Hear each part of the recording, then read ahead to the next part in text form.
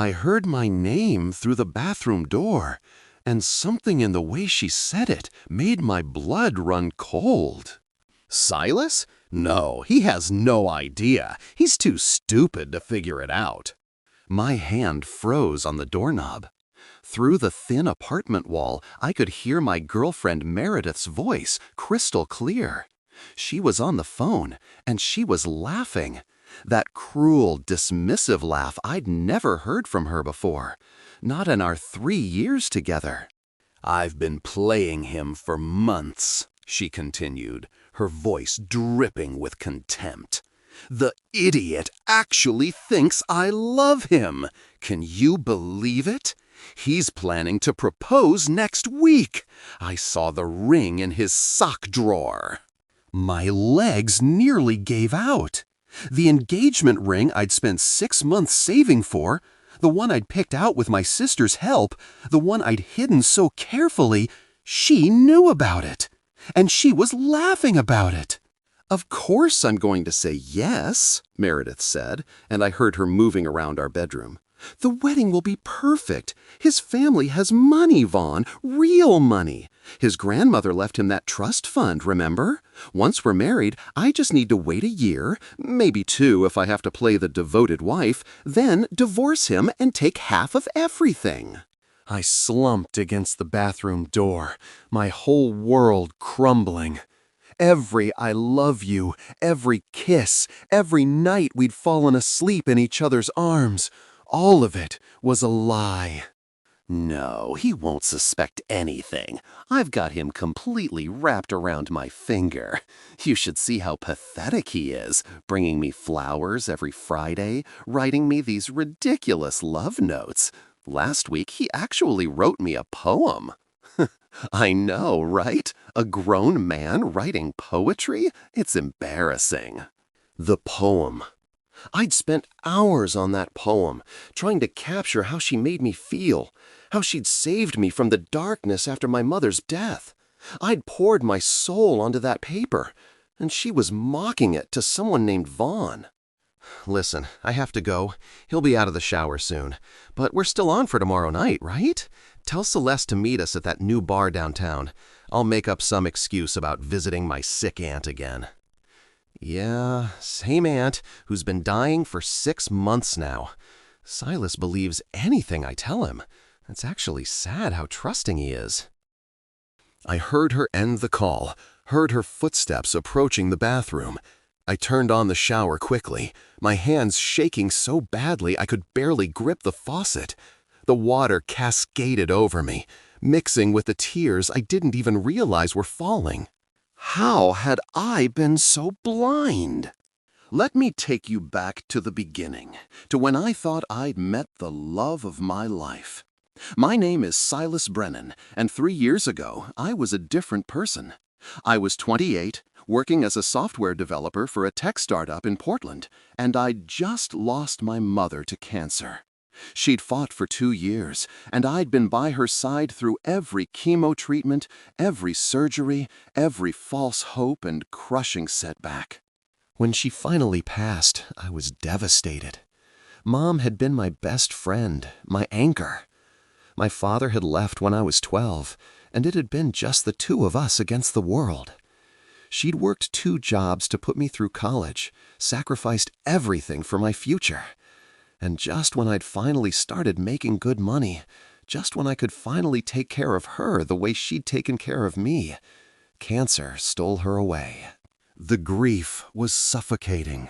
I stopped going out, stopped returning my friends' calls. I went to work, came home, and stared at the walls of my apartment. My sister Thora tried to help, but she lived in Boston with her own family, and there was only so much she could do from across the country. Then, one rainy Thursday evening, I met Meredith. I was at a coffee shop, the one my mom used to love, trying to feel close to her somehow. I was sitting in the corner with my laptop, not really working, just going through old photos of Mom and me. I didn't realize I was crying until someone handed me a napkin. "Rough day?" she asked. And when I looked up, I saw the most beautiful woman I'd ever encountered. Not beautiful in that artificial Instagram filter way, but genuinely stunning. She had these deep hazel eyes that seemed to see right through me, auburn hair that caught the dim coffee shop lights, and a smile that was both sad and understanding. Rough year, I admitted, surprising myself. I didn't talk to strangers, especially not about my feelings. She sat down across from me without asking. Bold, but not intrusive. Want to talk about it? Sometimes it helps to tell someone who doesn't know your whole story. And for some reason, I did. I told this complete stranger about my mother, about the cancer, about the guilt I felt for still being alive when she wasn't. I talked for an hour straight, and Meredith just listened. She didn't offer empty platitudes or try to relate with her own stories. She just listened. When I finally ran out of words, she reached across the table and took my hand. Your mother sounds like she was amazing, and you know what? I bet she'd hate seeing you punish yourself like this. You don't know me, I said, but there was no edge to it. No, she agreed, but I know grief, and I know that look in your eyes. I had it too after my dad died. The look that says you're not sure if you want to keep going. She'd lost her father 2 years earlier, she told me. Heart attack at 53. They'd been estranged for years, and she'd never gotten to make amends. The guilt ate at her every day. We talked until the coffee shop closed, and then we walked through the rain for another 2 hours. By the time we exchanged numbers, I felt something I hadn't felt since Mom's diagnosis. Hope. Our first official date was the next night. She suggested this little Italian place that turned out to be Mom's favorite restaurant, though I hadn't told Meredith that. It felt like a sign. We talked about everything, our dreams, our fears, our favorite books, and worst movies.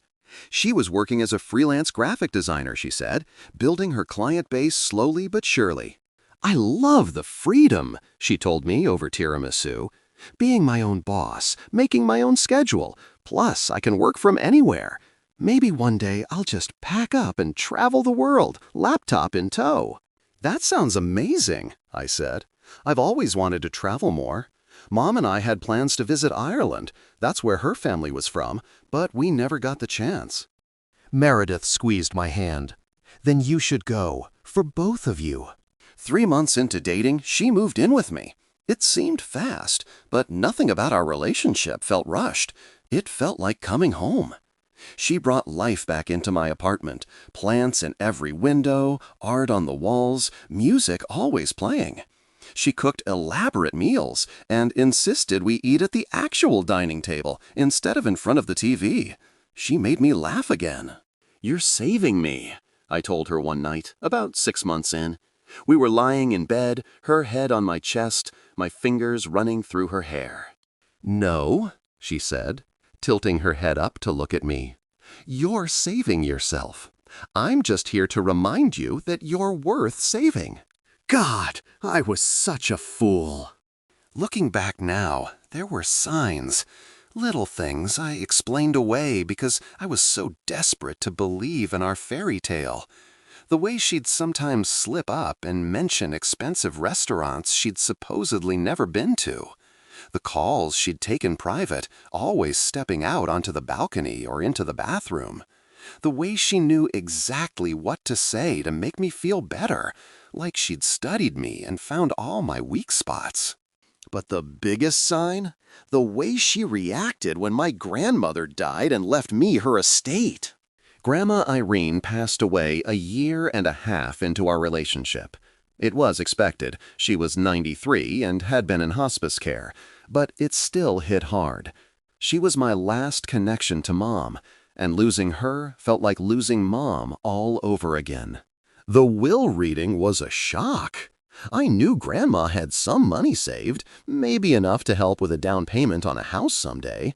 I didn't know about the trust fund my grandfather had set up before he died, or the investment portfolio, or the 3 rental properties in Seattle. All told, the inheritance was worth nearly $2 million.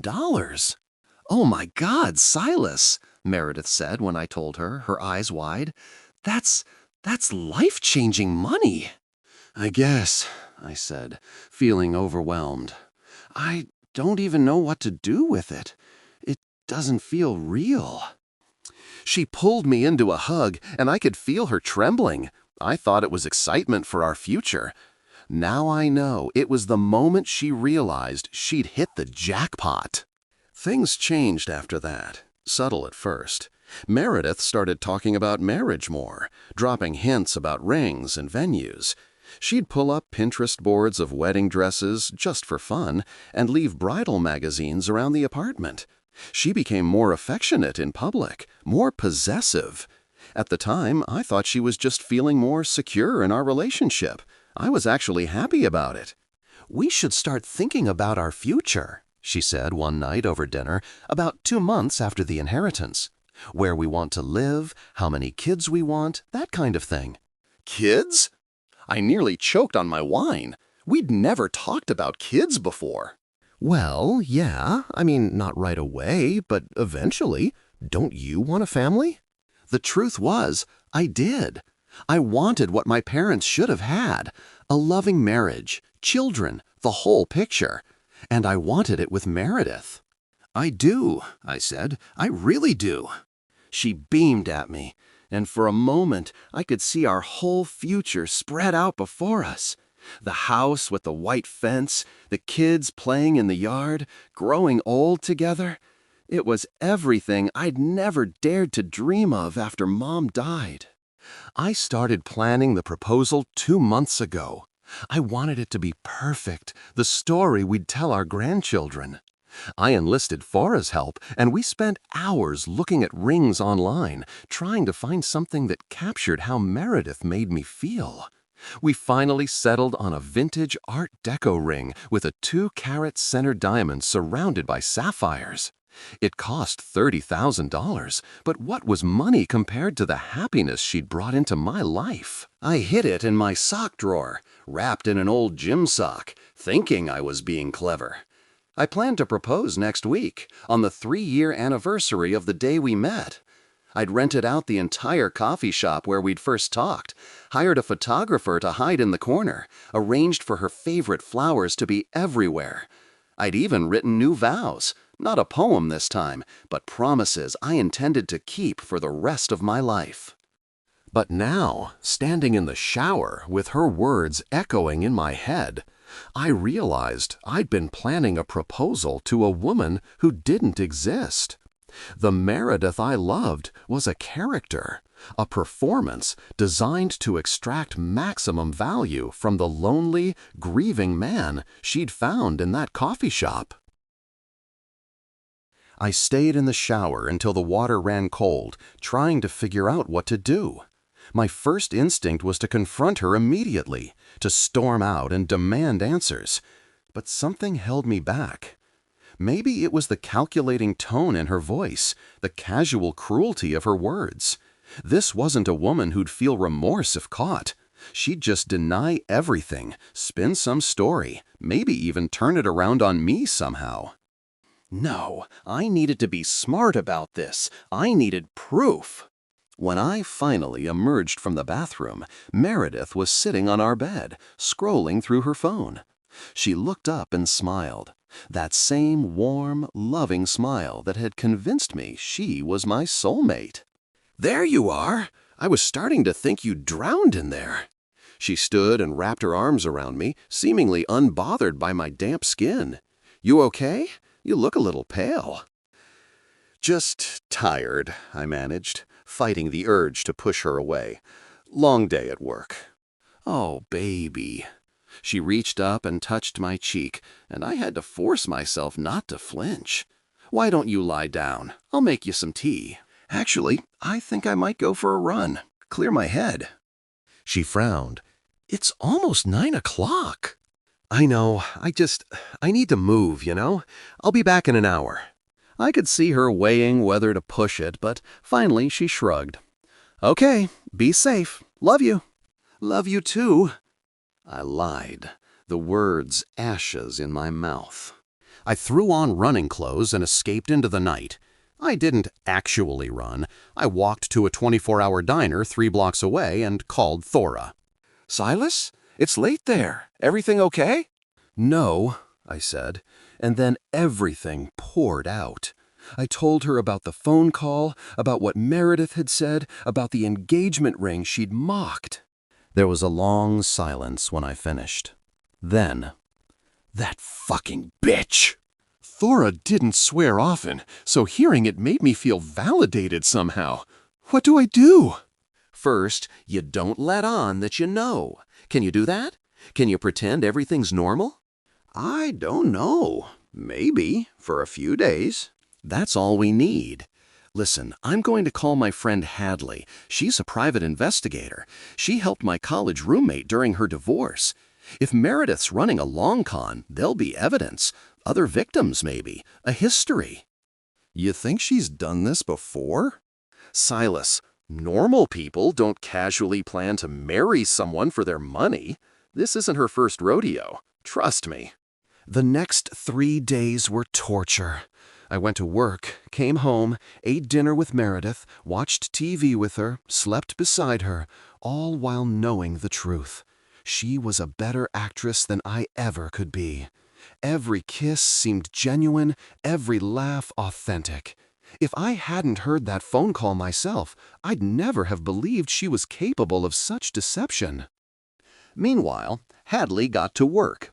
Thora had flown in from Boston, telling her husband she had a work emergency, and the 3 of us met at Hadley's office while Meredith was supposedly at a client meeting. "Your girlfriend doesn't exist," Hadley said without preamble, sliding a folder across her desk.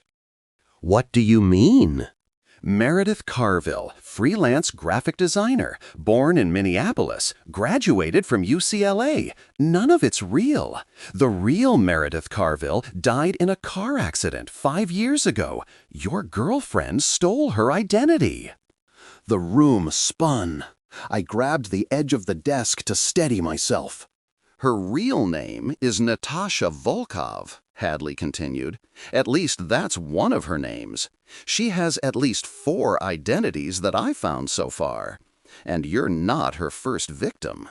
She pulled out photographs, newspaper clippings, printed emails. Garrison Cho, San Francisco, 2018. She was going by Vivian then. Convinced him to marry her, cleaned out his accounts 6 months later, and disappeared. He lost $500,000. Desmond Price, Seattle, 2020. She was Sophia. Never made it to marriage. His sister got suspicious and hired someone like me. She vanished when they started investigating, but not before transferring $200,000 from his investment account. Each photo showed the woman I knew as Meredith with a different man, each one looking at her the way I had, completely besotted, utterly blind. "How?" I whispered. "How did I not see it?" "She's a professional," Hadley said, not unkindly. "She studies her marks, figures out exactly what they need, and becomes that person. You were grieving your mother. She became the light in your darkness. Garrison had just gotten divorced. She became the anti-ex-wife. Desmond was a workaholic. She became his reason to slow down and enjoy life. She's a chameleon." "The phone call," I said suddenly. "She mentioned someone named Vaughn and someone named Celeste." Hadley nodded. Vaughn Merrick and Celeste Huang. They're her partners. This is a team operation, Silas. They've been running this con for at least 6 years, possibly longer. "I want to destroy them," Thora said, her voice cold. "All of them." "We can go to the police," Hadley offered. "You have enough evidence here for fraud charges, identity theft, probably more." But I was thinking about Garrison and Desmond, about the other victims we hadn't found yet. How many lives had they ruined? How many people had they left broken, both financially and emotionally? "No," I said slowly. "Not yet. I want to beat them at their own game." Thora and Hadley exchanged looks. What do you mean? Thora asked. Meredith, Natasha, whoever she is, she's expecting to marry me, right? To get access to my money? Well, what if we let her think she's succeeding? What if we turn the con around on them? A slow smile spread across Hadley's face. That's dangerous, Silas. These aren't amateur criminals. If they figure out you're onto them. They won't, I said, with more confidence than I felt. She thinks I'm stupid, remember? Too trusting, pathetic. Let's use that. We spent the next 4 hours planning. Hadley would keep digging, finding everything she could about the trio's operation. Thora would work with her lawyer to protect my assets without alerting Meredith. And I would give the performance of my life. You need to propose soon, Hadley said. If she knows about the ring, she's probably getting impatient. Any delay might make her suspicious. This Friday, I said, the anniversary of when we met. Can you do it? Thora asked, worry etched on her face. Can you propose to her, knowing what you know? I have to. For every person she's hurt. For everyone she's going to hurt if we don't stop her. Yeah, I can do it. The next 2 days passed in a blur. I went through the motions at work, barely able to concentrate on code reviews and sprint planning. Every text from Meredith made my skin crawl. "Can't wait for our anniversary dinner Friday," she wrote, and I wondered if she was already planning how to spend my money. Thursday night, I couldn't sleep. Meredith was beside me, breathing steadily, occasionally murmuring in her sleep. I studied her face in the moonlight filtering through our bedroom window. She was beautiful, I couldn't deny that. But now I could see the calculation behind the beauty, the predator beneath the surface. My phone vibrated. A text from Hadley. "Found something big. Check your email." I slipped out of bed and went to the bathroom, locking the door behind me. My hands shook as I opened the email. "Silas, I found their next target. After you, they're planning to hit Aldrich Thornton, tech millionaire in San Jose. Natasha's already made contact, going by the name Elena. She's told him she's a marine biologist. They plan to overlap. She'll disappear from your life right after the wedding, probably fake her death, then fully transition to being Elena. We have emails between Vaughn and Celeste discussing the timeline. This is bigger than we thought. They have 3 other operations running in different cities." Attached were screenshots of emails, text messages, even what looked like a spreadsheet tracking their various cons. My name was listed under active final phase with a projected take of $1.2 million. I felt sick. Then I felt angry. Then, strangely, I felt calm. They thought I was prey. They were wrong. Friday arrived gray and drizzly, perfect Pacific Northwest weather. I called in sick to work, claiming food poisoning. I needed the day to prepare, not just logistically, but emotionally. Tonight, I would propose to a woman who was planning to destroy me. I would smile, I would cry happy tears, I would play the part of the lovesick fool she thought I was. Meredith had left early for a client meeting, probably coordinating with her team about their post-engagement strategy. I used the time to move the ring from my sock drawer to my jacket pocket, my hands steady now, with purpose rather than love. I met her at the coffee shop at 7, just as planned. She didn't know I'd rented the whole place, didn't know about the photographer hidden in the corner, didn't know that Hadley was sitting in a car outside, recording everything through the wire I was wearing. "You look beautiful," I told her as she walked in, and it wasn't a lie. She'd dressed perfectly for the occasion, not too fancy like she'd suspected something, but elegant enough to look good in the photos she didn't know would be taken. "You're sweet," she said, kissing me softly. "I can't believe it's been 3 years." We sat at the same table where we'd first talked. I'd arranged for the same drinks we'd had that night. A lavender latte for her, black coffee for me.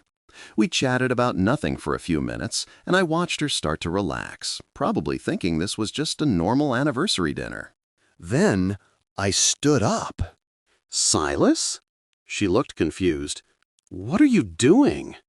I got down on one knee, and her hand flew to her mouth. The tears that sprang to her eyes looked so real, I almost believed them myself. "Meredith," I began, my voice shaking with genuine emotion, though not the kind she thought. 3 years ago, you saved my life. I was drowning in grief, lost in darkness, and you were the light that guided me back. You've shown me that it's possible to love again, to hope again, to dream of a future that doesn't hurt to imagine."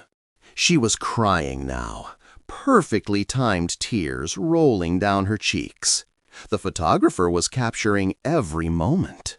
"You've made me believe in forever again," I continued, pulling out the ring box. "And I want to spend that forever with you. Meredith Carville, will you marry me?" "Yes!" She didn't even look at the ring before launching herself into my arms. "Yes, yes, 1,000 times yes!" The few other people in the coffee shop, actually Hadley's associates playing the part of random customers, burst into applause. Meredith was laughing and crying, playing the part of the shocked, delighted fiancé to perfection. I slipped the ring onto her finger, the $30,000 ring she'd mocked to Vaughn, and kissed her. It took everything I had not to recoil from her touch. "I love you so much," she whispered against my lips. "I love you too," I lied. We celebrated with champagne, with the photographer revealing himself to take surprise engagement photos, with calls to friends and family. Meredith called her mom, probably Celeste, based on what Hadley had discovered, and gushed about the proposal. I called Thora, who congratulated us with enthusiasm that would have fooled anyone who didn't know the truth. Back at our apartment, Meredith was electric with excitement. She kept staring at the ring, taking photos from every angle, already talking about wedding plans. "June," she said, curled against me on the couch. "Let's get married in June. 6 months should be enough time to plan something small but perfect." "Whatever you want," I said, stroking her hair. "I just want you to be happy." "You make me happy," she said. And God help me, she almost sounded sincere. That night, she initiated intimacy for the first time in weeks. I'd noticed the pattern now. She was always more affectionate when she wanted something or had achieved a goal. This was her victory lap, her celebration of successfully hooking her mark. I played along, hating myself, hating her, hating the necessity of the charade. Afterward, as she slept beside me, I stared at the ceiling and planned her downfall. The next 2 weeks were a whirlwind of wedding planning, or at least that's what it looked like on the surface. Meredith threw herself into the role of excited bride-to-be, creating Pinterest boards, scheduling venue visits, dragging me to cake tastings. She was smart about it, too, suggesting modest options at first, then letting me be the one to push for more expensive choices. "We don't need anything fancy," she'd say, and I'd respond with, "But you deserve the best," watching her eyes light up with barely concealed greed. Meanwhile, Hadley's investigation was bearing fruit. She'd found 7 more victims across the country, men who'd been too ashamed to come forward, too broken to fight back. The total take was over $8 million. But more importantly, she'd found Natasha's real identity. Her name is Natasha Volkov, and that part was true, Hadley told me during one of our secret meetings. She's 34, originally from Las Vegas. Her mother was a casino dealer who ran small cons on the side. Her father was Russian, in and out of prison for fraud. She learned the game young. What about Vaughn and Celeste? Vaughn Merrick, 41, born in Chicago. He's got a record: fraud, identity theft, aggravated assault. Did 5 years in Joliet. Celeste Wang, 37, from Los Angeles. She's the tech expert, handles the digital side of their cons. Fake identities, forged documents, money transfers. How did they find me? Hadley pulled out a printed screenshot from a grief support group forum. My stomach dropped. I recognized my username, my post from 2 years ago about losing my mother. They troll these forums, looking for vulnerable targets, people with money who are emotionally compromised. Your grandmother's obituary mentioned the family she left behind, including a grandson in tech. It wouldn't have been hard to connect the dots. The violation of it made me want to vomit. They targeted me at my lowest point, used my grief as a weapon against me. There's more, Hadley said carefully. The overlapping con with Aldrich Thornton, it's already in progress. Natasha's been seeing him as Elena for 3 months. She's planning to fake Meredith's death right after your wedding, collect the life insurance payout you'll inevitably have on your new wife, then fully transition to being Elena. Life insurance I'll have on her? She'll suggest it. Newlyweds often get policies on each other. She'll make it seem like her idea for you to get one too. Keep everything balanced. Then she'll have an accident. Car crash probably. Body never found. You'll be the grieving widower, and she'll be in San Jose, working her next mark. The calculating evil of it was breathtaking. But it also gave me an idea. What if we accelerate their timeline? I said slowly. What if we give them a reason to move faster? Hadley leaned forward. What are you thinking? A big score. Something they can't resist. Something that would make them careless. I explained my plan, watching Hadley's expression shift from skepticism to interest to admiration. That's brilliant, she said, and incredibly dangerous. Do you have a better idea? She didn't. The next day, I came home from work with a bottle of champagne and the biggest smile I could manage. What's this for? Meredith asked, looking up from her laptop where she was supposedly working on a client project, but was probably coordinating with her team. I have incredible news, I said, popping the cork. Remember that app I've been developing on the side, the financial planning one? Yeah. A venture capital firm wants to buy it. They offered $12 million. The laptop nearly slipped from her hands. 12 million? I know. I couldn't believe it either. They want to close the deal fast, before the end of the month. My lawyer's drawing up the papers now. I watched the gears turn in her head, saw the moment she decided to adjust her timeline. Oh my God, Silas, this is amazing! She threw her arms around me, and I could feel her trembling with excitement. We should celebrate. Let's go to that new restaurant downtown, the one with the 2-month wait list. Actually, I said, pulling back to look at her, I was thinking, why wait for June?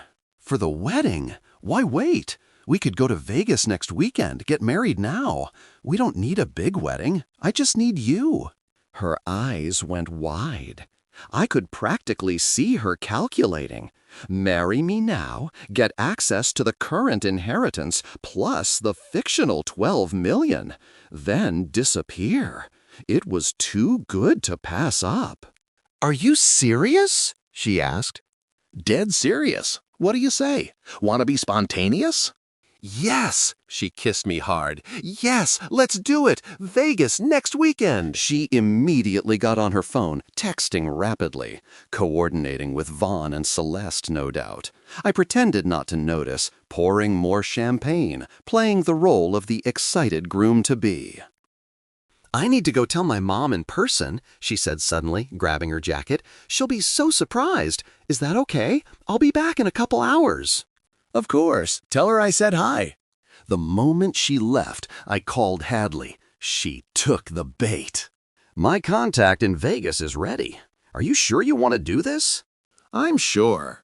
The week passed quickly. Meredith was a whirlwind of activity, buying a dress, booking flights, making honeymoon plans. She suggested we open a joint account to make managing wedding expenses easier, and I agreed immediately. I even deposited $50,000 into it, watching her eyes light up at the balance. She also suggested, as predicted, that we get life insurance policies. It's just responsible, she said, curled up against me on the couch. We're going to be married. We should protect each other. That makes sense, I agreed. How much were you thinking? Well, with your app sale, maybe $2 million each? That seems reasonable. Let's do $3 million, I suggested, just to be safe. She kissed me, and I could taste her victory. Thursday night, the night before we were supposed to fly to Vegas, I got a call from Hadley. We have a problem, she said. Vaughn's in Portland. He flew in this morning. My blood ran cold. Why? I don't know, but it can't be good. You need to be careful. I was in the bedroom when Meredith got home that night. I heard the front door open, heard voices, Meredith and a man. Sure about this? The man was saying, Vaughn. I'm sure, Meredith replied. The $12 million is real. I saw the contracts. It seems too convenient, right when we're about to move? He's not that smart, Vaughn. Trust me, I've been living with him for 2 years. He's exactly what he seems, a lonely programmer who got lucky with an app. And after Vegas? Car accident on the honeymoon. Celeste already has the route planned. Mountain road, no guardrails. The car will be found at the bottom of a ravine, but my body won't be in it. Thrown from the vehicle, never recovered. And Aldrich? Elena is devastated by her cousin Meredith's death. She needs comfort. Aldrich provides it. We'll be married within a year. They were both laughing now, the sound making my skin crawl. $3 million in life insurance, plus half of what, $15 million total? Not bad for a weekend's work. Our best score yet, Meredith agreed. Now go, before he gets home. I heard the door close, heard her footsteps approaching the bedroom. I quickly lay down on the bed, pretending to be asleep. She entered quietly, watching me for a moment. I kept my breathing steady, even as I felt her eyes on me. Poor Silas, she whispered, so quietly I almost didn't hear it. You really should have stayed sad. Vegas was a blur of neon and noise. We stayed at the Bellagio, in a suite Meredith had insisted on booking. It's our wedding, she'd said. We should splurge. The night before the ceremony, she wanted to go out, hit the casinos, celebrate. I begged off, claiming a headache. You go, I said. Have fun with the slots. Here, take this. I handed her a roll of hundreds, about $5,000. See if you can get lucky. She kissed me and practically ran out the door. The moment she was gone, I texted Hadley. 20 minutes later, there was a knock. I opened the door to find Hadley and a man I didn't recognize. Tall, official-looking, with the bearing of law enforcement. Silas, this is Special Agent Rourke with the FBI. They've been tracking your fiancé's crew for 3 years. FBI? I hadn't expected that. Fraud across state lines, identity theft, money laundering, it's all federal, Agent Rourke explained. We've been building a case, but we could never get close enough. Until now. What do you need me to do? Exactly what you're already doing. Marry her tomorrow. I stared at him. You want me to actually marry her? It's the only way to catch all 3 of them. Celeste is here, supposedly as Meredith's maid of honor.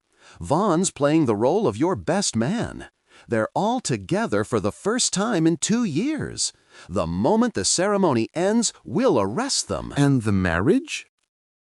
Fraudulent. She entered into it under a false identity. It'll be annulled immediately. I looked at Hadley, who nodded. It's the best way, Silas, the cleanest way to end this. Okay, I said. Okay, let's do it. The wedding was scheduled for 3 p.m. at a chapel off the Strip.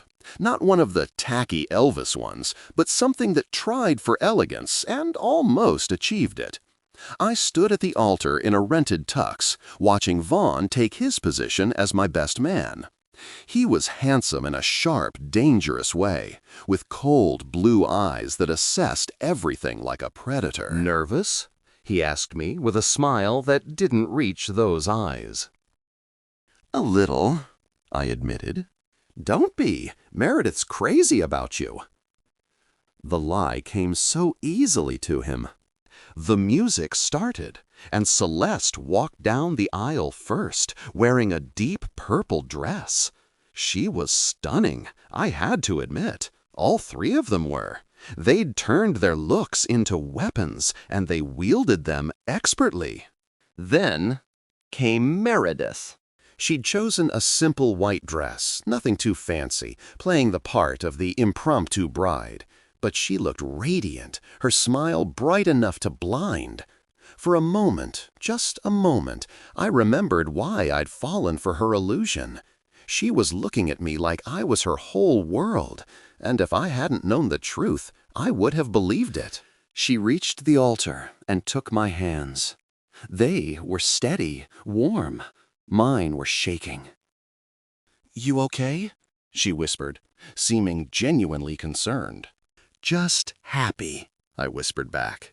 The officiant began the ceremony. I barely heard the words, too focused on Meredith's face, on the satisfaction she was trying to hide, on the tiny, telltale glance she shared with Vaughn when she thought I wasn't looking. Do you, Silas, take this woman to be your lawfully wedded wife? This was it, the moment of truth. I could see Agent Rourke in my peripheral vision, standing at the back of the chapel with what looked like a small wedding party, but was actually a team of FBI agents. I do, I said, my voice stronger than I expected. Do you, Meredith, take this man to be your lawfully wedded husband? I do, she said, and squeezed my hands. Then, by the power vested in me by the state of Nevada, I now pronounce you— FBI! Nobody move! The chapel erupted in chaos. Agents flooded in from every entrance.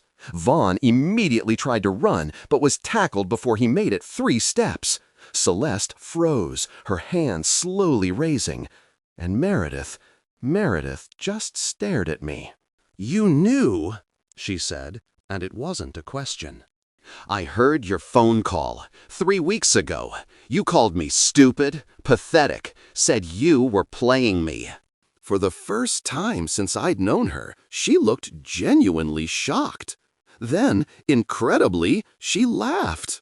The bathroom door. I knew that apartment had thin walls. I should have been more careful. Agent Rourke approached with handcuffs. Natasha Volkov, you're under arrest for fraud, identity theft, conspiracy. Wait, she said, her eyes never leaving mine. Just wait a second.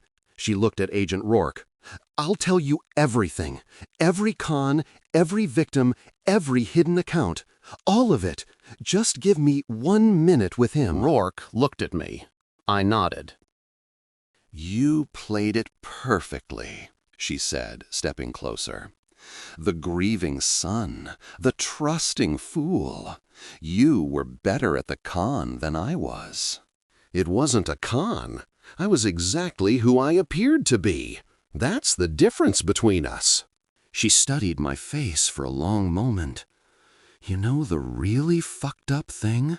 Out of all of them, all my marks, you were the only one I actually felt bad about. You were genuinely good, Silas. That's why you were so easy to fool. No, I said. That's why I was able to fool you, because you can't tell the difference between weakness and kindness.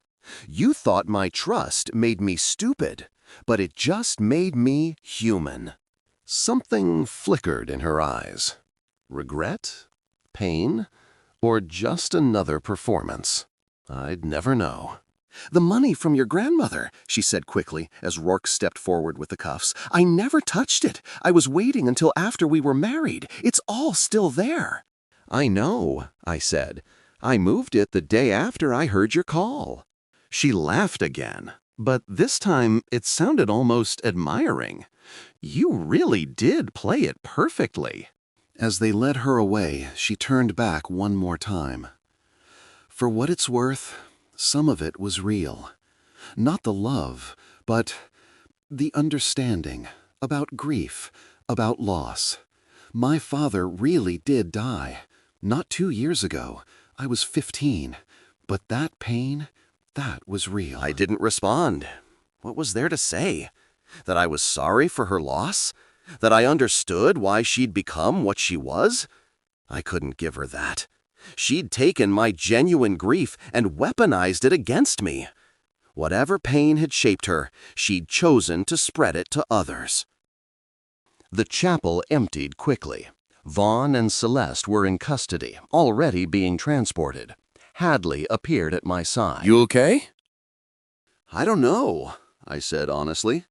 "I thought I'd feel victorious, vindicated, but I just feel empty."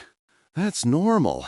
You've been running on adrenaline for weeks. The crash is going to be hard." Agent Rourke approached. "Mr. Brennan, we're going to need you to come to the field office, give a full statement. But I want you to know, you've helped us close 11 cases across 6 states. The victims are going to get some of their money back because of you." "What will happen to them?" "With the evidence we have, plus Natasha's confession, they're looking at 15 to 20 years, minimum." 15 to 20 years? It seemed both too much and not enough. The next months were a blur of legal proceedings, paperwork, and therapy. Yes, therapy.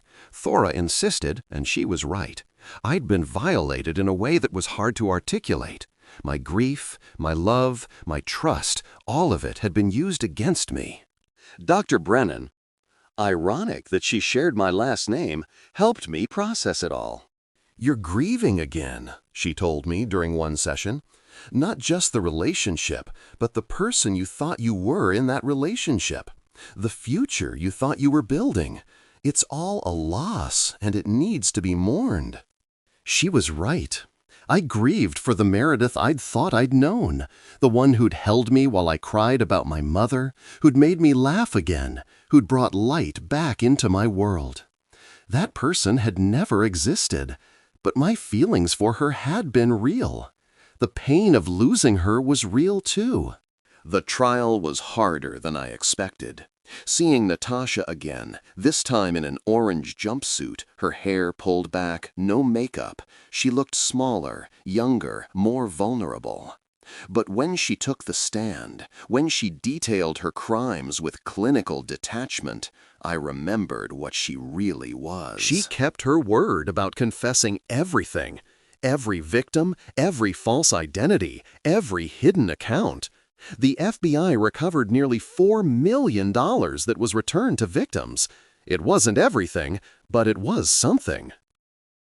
During her testimony, she was asked about me specifically. "Why him?" the prosecutor asked. "What made Silas Brennan a target?" "He was perfect," she said simply. "Recent loss, isolated, substantial inheritance. He fit the profile completely." "And you felt no remorse?" She paused, glancing at me briefly. "Remorse is a luxury I couldn't afford." "But you told him some of it was real. The grief, the understanding." "Manipulation requires truth," she said. "The best lies are mostly honest. Yes, I understood his grief because I'd experienced my own. That understanding made the con more effective." It was the moment I truly understood her. She'd taken her own pain and turned it into a weapon, used her genuine experiences to fake empathy.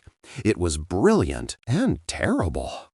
Vaughn and Celeste tried to claim Natasha was the mastermind, that they were just following her lead. But the evidence was overwhelming. Emails, texts, financial records, all of it painted a picture of 3 equal partners in crime. They were all convicted. Natasha got 18 years, Vaughn 20, due to his prior record, and Celeste 15. I was there when the sentences were read. Natasha didn't react, just nodded like she'd expected it. As they led her away, she looked at me one more time. I don't know what she saw in my face, but she smiled. Not the cruel smile I'd overheard that night, but something sadder, more resigned. I never saw her again after that. It's been 2 years now since the trial ended. 2 years of rebuilding, of learning to trust again, of figuring out who I am when I'm not being someone's mark. I sold the apartment. Too many memories. Even the good ones tainted by knowing they were all performance. I bought a house across town. Nothing fancy, just a craftsman with good bones and a garden that reminds me of the one Mom used to tend. I kept her photos everywhere. Mom's. I'd hidden them when Meredith, Natasha, moved in, not wanting to seem stuck in the past. Now I understand that honoring our loved ones isn't being stuck. It's being human. Thora visits more often now. She jokes that I owe her for flying out to save me from a con artist, but I know she worries. Her kids call me Uncle Silas and demand stories about coding and robots. I'm teaching her oldest, Penelope, to program. She's brilliant, probably smarter than me already. I dated a little once I felt ready. Nothing serious at first, just coffee, dinner, testing the waters of trust. There was a moment of panic on my first real date when a woman named Louise laughed at one of my jokes. It sounded so genuine, but then again, so had Natasha's. I excused myself to the bathroom and had a minor panic attack, wondering if I was being played again. But Dr. Brennan had prepared me for this. Trust isn't about knowing for certain, she'd said. It's about choosing to be vulnerable despite the uncertainty. You don't have to trust completely right away. You just have to trust a little, then a little more. Louise and I didn't work out. No con, no drama, just a lack of chemistry. But it proved I could do it. I could meet someone, get to know them, even be disappointed when it didn't work out, all without being destroyed. I'm dating someone now. Her name is Sage, and she's a nurse at the hospital where Mom was treated. We actually met in grief counseling. She lost her brother to the same cancer that took Mom. There's something healing about being with someone who understands loss without trying to fix it or use it. I told her about Natasha on our 5th date. All of it. She listened without judgment, asked a few questions, then said, "That must have taken incredible strength to keep going after discovering that betrayal." "I don't know about strength," I said. "I just didn't have a choice." "You had choices. You could have confronted her immediately. You could have let them get away with it. You could have become bitter and closed off. But you chose to fight back, to help other victims, to get justice. And now you're choosing to try again, to risk trusting again. That's strength, Silas." We've been together 8 months now. It's slower than things were with Natasha, more cautious. But it's also more real. Sage has flaws. She's perpetually late, can't cook to save her life, and has an inexplicable hatred of my favorite band. She gets grumpy when she's tired, anxious about her student loans, and sometimes goes quiet for no reason I can discern. These imperfections are reassuring. Natasha was too perfect, too exactly what I needed. Sage is just a person, complicated and real, figuring life out alongside me, rather than performing a role for me. We don't live together yet. Maybe we never will. Maybe this will end too, though hopefully with less federal involvement. But for now, it's good. It's honest. The inheritance from Grandma Irene is mostly intact. I've used some of it to help other victims of romance scams. There's a support group now, people who understand the particular shame and violation of being conned by someone you loved. We meet monthly, share our stories, remind each other that trusting someone doesn't make us stupid. It makes us human. I still think about Natasha sometimes. Not with longing or even anger anymore, but with a kind of bewildered fascination. How exhausting it must have been, maintaining all those false identities, remembering all those lies, never being able to just exist as yourself, always performing, always calculating. In her own twisted way, she gave me something valuable, the knowledge that I can survive betrayal, that I can rebuild after being completely destroyed. I'm stronger than I knew, smarter than she gave me credit for, and still, despite everything, capable of love. The phone call that shattered my world also freed me from an illusion. Sometimes I wonder what would have happened if I hadn't heard it, if I'd proposed as planned, married her, lived in that false happiness until she inevitably destroyed me. Would ignorance have been better than the truth? No, the truth hurt like hell, but it was mine. My pain, my choice to fight back, my decision to trust again. Natasha took a lot from me, but she couldn't take my ability to choose who I wanted to be in the aftermath. Last week, I got a letter. No return address, but I recognized the handwriting. I'd seen it on the love notes she used to leave me, the ones I'd treasured, the ones she'd mocked to Vaughn. I almost threw it away unopened. Then curiosity won. Silas. I know I have no right to contact you. This letter probably violates some rule, and I'll face consequences for it. But I needed you to know something. You asked me once if any of it was real. I said no, because that was easier than the truth. The truth is that I don't know anymore.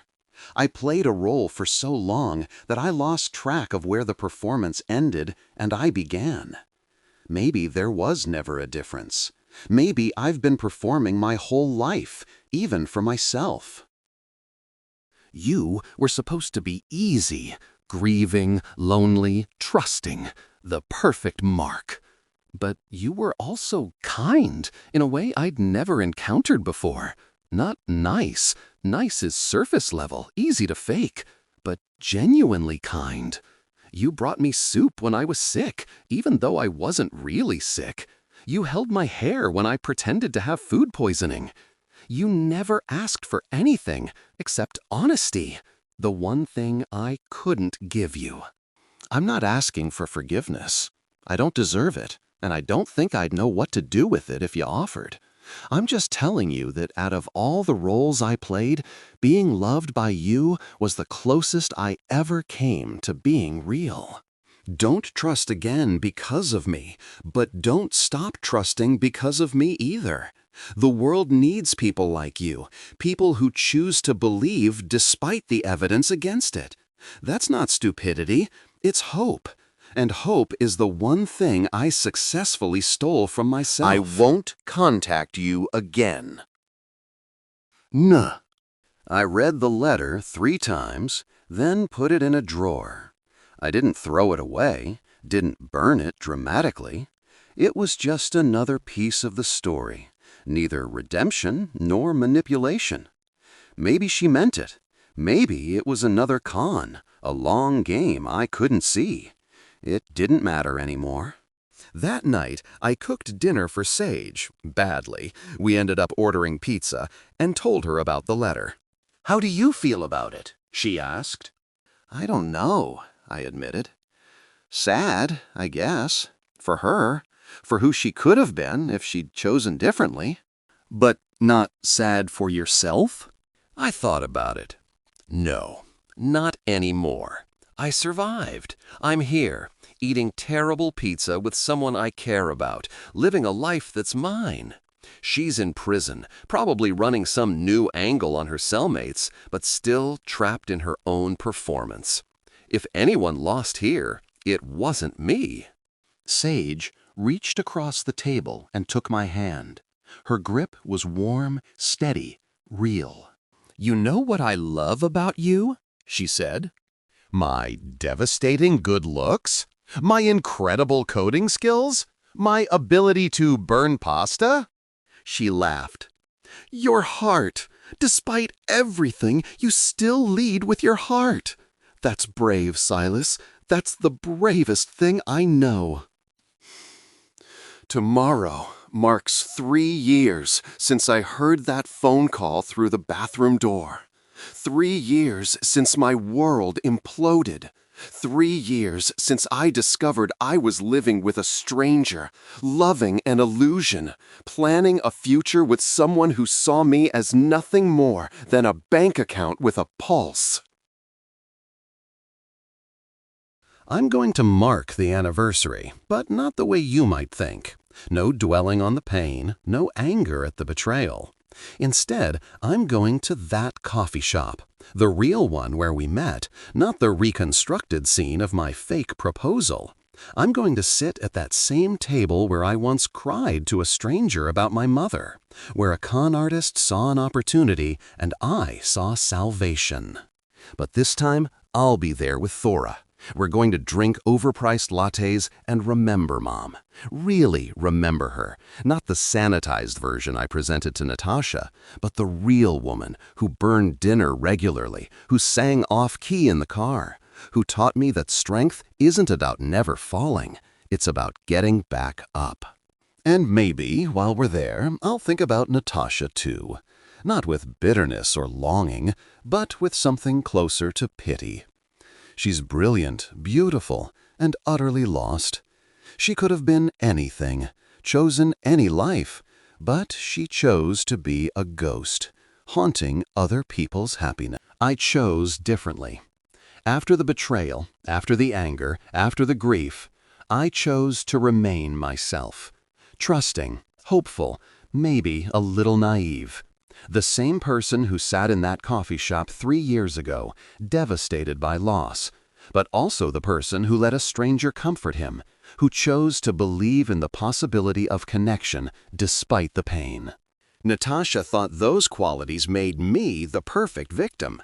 Maybe they did, but they also made me the perfect survivor, because I can still trust, still love, still hope. I can sit in that coffee shop and remember both the worst and best parts of that night, the grief that brought me there, and the moment I chose to let someone in. She took my money, temporarily, my time, 3 years, and my innocence about the world. But she couldn't take my capacity for joy, my ability to connect, my choice to remain open despite the risk. Those things weren't weaknesses to be exploited. They were strengths she couldn't understand, armor she couldn't pierce, a wealth she couldn't steal. The secret phone call revealed a betrayal I never saw coming. But it also revealed something about myself. That I'm stronger than I knew, braver than I believed, and worth more than any con artist could calculate. My name is Silas Brennan. I was conned by a professional. I fell in love with an illusion. I was betrayed by someone I trusted completely. And I survived. More than survived, I thrived. And if you're watching this, if you've ever been betrayed by someone you loved, if you've ever discovered that your reality was someone else's performance, know this: it wasn't your fault. Your trust didn't make you stupid. Your love didn't make you weak. And their betrayal doesn't define your worth. You are not what happened to you. You are how you choose to rise from it. And you will rise. I promise you that. You will rise.